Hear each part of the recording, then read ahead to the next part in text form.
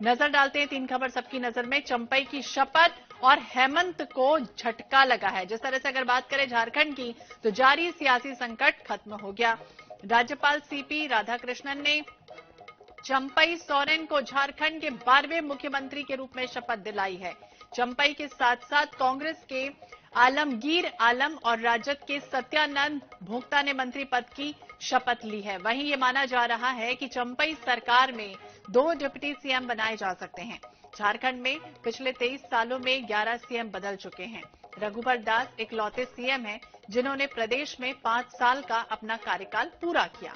इधर हेमंत सोरेन को supreme court से बड़ा झटका लग गया। कोर्ट ने गिरफ्तारी के खिलाफ दाखिल की गई सोरेन की याचिका पर सुनवाई करने से इंकार कर दिया है। सुप्रीम कोर्ट ने यह कहा कि उन्हें पहले हाई कोर्ट जाना चाहिए था। हेमंत को ईडी ने जमीन घोटाले मामले में गिरफ्तार किया, जिसके बाद से कोर्ट ने उन्हें जुडिशियल कस्टडी में भेजा। कोर्ट आज उनके रिमांड पर फैसला भी सुनाएगी। तो बड़ा झटका लगा है।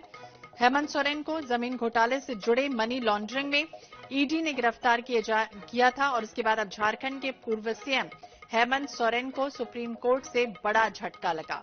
कोर्ट ने गिरफ्तारी के खिलाफ डाली गई याचिका पर सुनवाई से इंकार कर दिया है, मना कर दिया है। हेमंत सोरेन को सुप्रीम कोर्ट से बड़ा झटका, और ये कहा सुप्रीम कोर्ट ने कि पहले हाई कोर्ट जाइए। सोरेन से पूछा कि आप हाई कोर्ट क्यों नहीं जाते हैं। सोरेन की ओर से जो वरिष्ठ अधिवक्ता हैं कपिल सिब्बल, उन्होंने ये कहा कि ये मामला एक मुख्यमंत्री से संबंधित रहा है जिसे गिरफ्तार किया गया। सुप्रीम कोर्ट ने इस पर यह कहा कि अदालतें तो सभी के लिए खुली हैं और उच्च न्यायालय संवैधानिक अदालत ही है।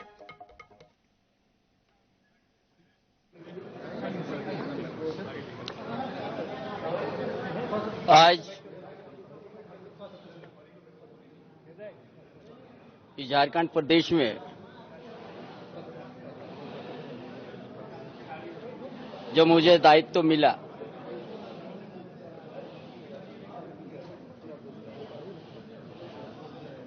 आज के पहले जो हमारा गठबंधन सरकार जो है हेमंत सोरेन के नेतृत्व में बुनियादी सवाल या बुनियादी शुरुआत में जो किया है, यहाँ का आदिवासी, यहाँ का मूलवासी सर्वांगीण विकास के लिए जो काम शुरू किया है हेमंत बाबू ने, उसी काम को हम लोग गति देना है और समय पर हम लोग पूरा करके यहाँ के झारखंड की जनता की जो आशा आकांक्षा, उस आशा के अनुरूप हम लोग काम करेंगे। झारखंड प्रदेश बहुत सा उताल पुताल विपक्ष की ओर से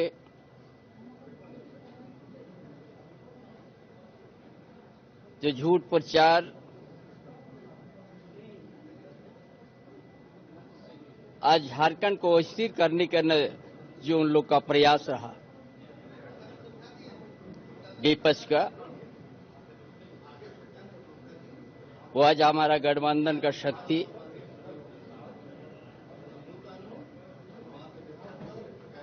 सफल नहीं होने दिया। आगे भी विपक्ष का किसी प्रकार का झूठ का उनका षड्यंत्र जो है,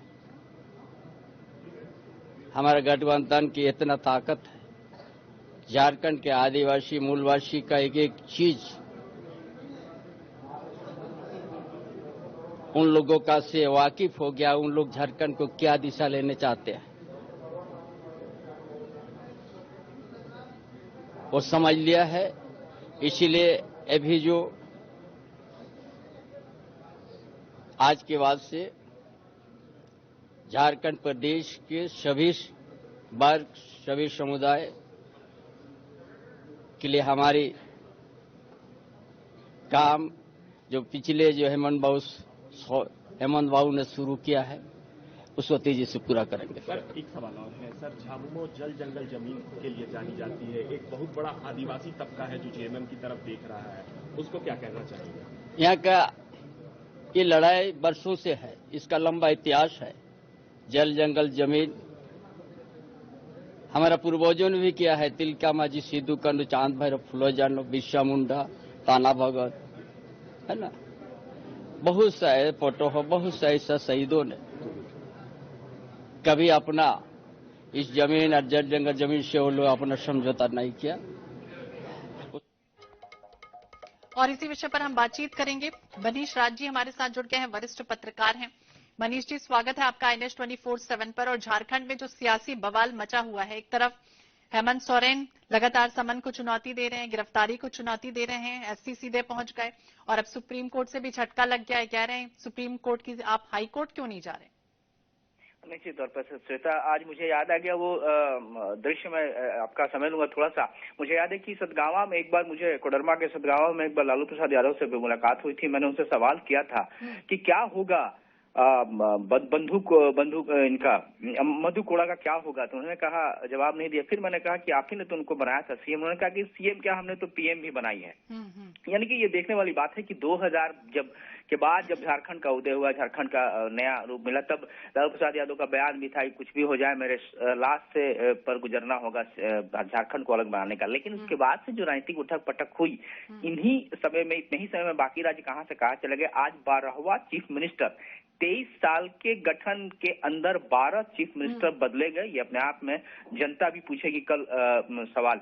तो आज जो घटनाएं हुई, अब आप जैसा कि आपने सवाल किया कि अब चूंकि सुप्रीम कोर्ट से बड़ा झटका लग गया, निश्चित तौर पे चूंकि जो हियरार्की है, जो जुडिशरी का जो नियम है, जो व्यवस्थाएं हैं हमारे देश में, उसमें पहले आप लोअर कोर्ट में जाएंगे, उसके बाद ही वहां से फिर आगे जाना होगा। तो निश्चित तौर पे सुप्रीम कोर्ट ने शायद यही दलील देकर के उनको वापस वहां से किया है, तो वो हाईकोर्ट का दरवाजा दबाएंगे। अब चंपई सोरेन भी आज उनका शपथ हो गया। इसके बाद अब चूंकि रिजॉर्ट पॉलिटिक्स भी हम कहेंगे, हैदराबाद के लिए यहाँ से लोग निकल चुके हैं, जो विधायक है उनको लेकर के यहाँ से जाया जा रहा है। देखिए, इस तरह की घटनाएं पहले भी हुई हैं। जिला परिषद के चुनाव में भी हम लोगों ने झारखंड में देखा है कि किसी ने सभी पार्षदों को लेकर के कहीं किनारे चला गया, गोवा के रिजॉर्ट में चला गया। तो ये बड़ी दुर्भाग्य की बात है कि क्यों जो सत्ताधारी जो हैं, घटक दलों को विश्वास नहीं है कि उनके जो विधायक हैं वो बिकेंगे नहीं।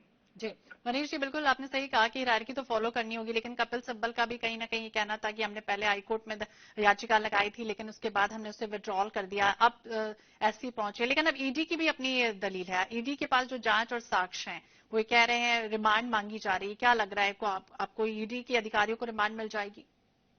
निश्चित तौर पर देखिए, ईडी एक एजेंसी है, जांच एजेंसी है, उन्हें तो रिमांड मिलेगा ही। उन्हें चूंकि उनकी जो कार्रवाई करने का जो तरीका है, अरेस्टिंग तब हुआ जब ये बार बार हट रहे थे। आज आप देख सकते हैं कि राष्ट्रीय राजधानी दिल्ली में भी यही कुछ हो रहा है कि 5वीं बार भी उनको समन किया गया और वहां के केजरीवाल में चीफ मिनिस्टर है, वो नहीं लौट रहे हैं, वो जा नहीं रहे हैं। तो अगर एक जांच एजेंसी को जिसे की नियम कानून के तहत जिसे बनाया गया, इसका गठन हुआ है, उसे अधिकार है आपसे पूछताछ के लिए।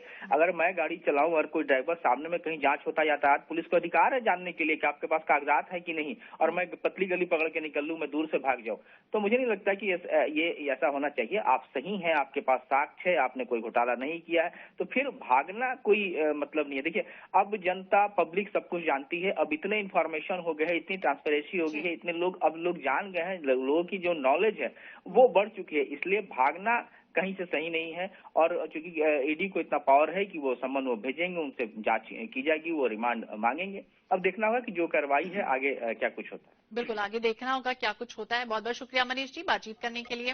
तो चंपई की शपथ एक तरफ हो गई और हेमंत को एक तरफ तगड़ा झटका भी लग रहा है, तो कोर्ट आज उनके रिमांड पर फैसला सुनाने जा रही है।